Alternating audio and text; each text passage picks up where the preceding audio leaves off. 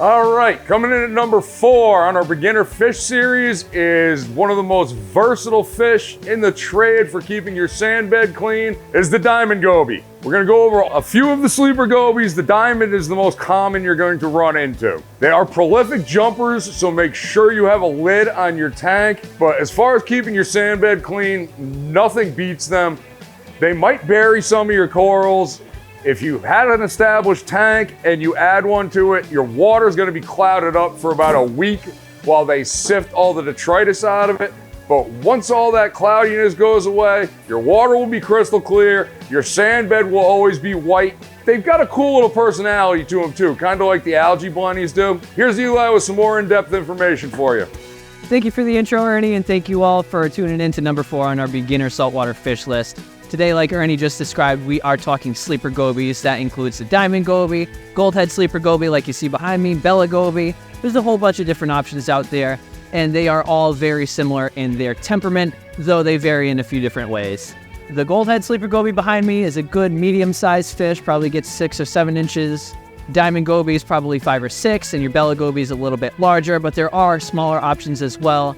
The twin spot goby is another sand-sifting sleeper goby that only gets about 3, maybe 4 inches, a little more suitable for a smaller tank. But a general rule of thumb, as long as you have probably 50 gallons or more of aquarium water, you are generally okay to keep one of these sand-sifting gobies, although some options might be a little more appropriate than others for smaller aquariums. Like Ernie mentioned, these fish are always on the move, always moving the sand bed, and this is one of the main ways in which they get nourishment. They are constantly sifting through the sand, trying to find small invertebrates, worms, snails, that sort of thing. But they're always on the move, always turning over the sand bed, looking for little snacks in it.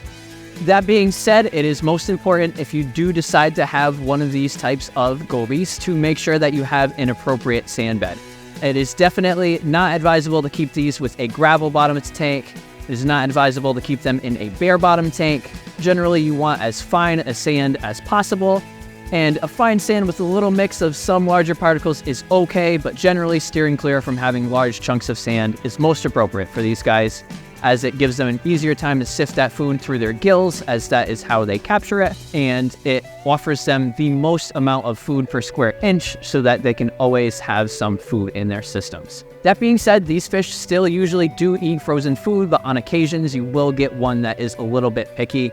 So for that reason, they are not always the easiest fish to have, especially in a brand new aquarium. Making sure that your aquarium is adequately seasoned is the best way to make sure that you're going to have success with this fish.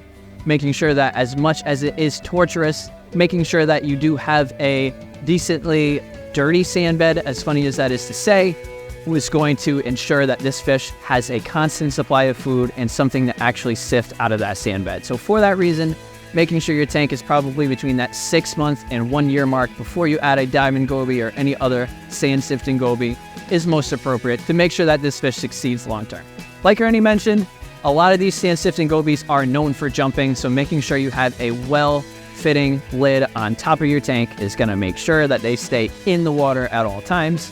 As with a lot of your other sand-dwelling creatures, if they do get spooked, and these are pretty skittish fish, their natural instinct is to swim straight upward, and if you don't have a tight-fitting lid, that often would end with them escaping the tank. So definitely make sure you have an adequate, tight-fitting lid on the top of your aquarium if this is a fish that you plan to house. These fish are almost always available as well, especially the diamond goby is a very common, decently cheap, budget-friendly fish that is always going to be available in the hobby, and something that serves a really good utilitarian purpose in addition to just being a pretty good-looking fish and something that has a fun personality to kind of watch in the tank. As Ernie described earlier too, sometimes they can be a little bit of a nuisance with the amount of substrate that they move. So if you do plan on keeping corals in your sand bed or the like, it is important to make sure that you think of that before you add a diamond goby or any other sand sifter, because sometimes they move the substrate and will dump it on top of your rocks or on top of your corals, and you don't want to risk irritating those livestock as well just by adding one of these fish. As for feeding these fish otherwise, generally just offering a good variety of frozen food should do the trick. Oftentimes they will eat brine shrimp, mysis shrimp, some of your spirulina options, and the like. However, just like I mentioned earlier, sometimes they do prefer just to feed from the sand bed. So making sure that your tank is well established first is most important, and sometimes offering food on the bottom of the tank, offering it on the substrate, and making sure that some of that mysis shrimp, brine shrimp, whatever you're offering actually reaches the bottom is going to be the most appropriate way to feed these guys, as they will root through that substrate looking for snacks. All in all though, the diamond goby, any of your other sleeper gobies, like this beautiful gold head sleeper goby behind me, are going to be a great option for a lot of your different aquariums. They are generally pretty peaceful fish. They are very beautiful fish to look at, and they serve a really good purpose in most aquariums once you get well seasoned. As always, thank you guys for tuning in. Hope you're looking forward to number 3 on our beginner saltwater fish list. We are getting really close to the end there. Feel free to leave us comments, questions, suggestions in the comment section below. And as always, keep it fishy.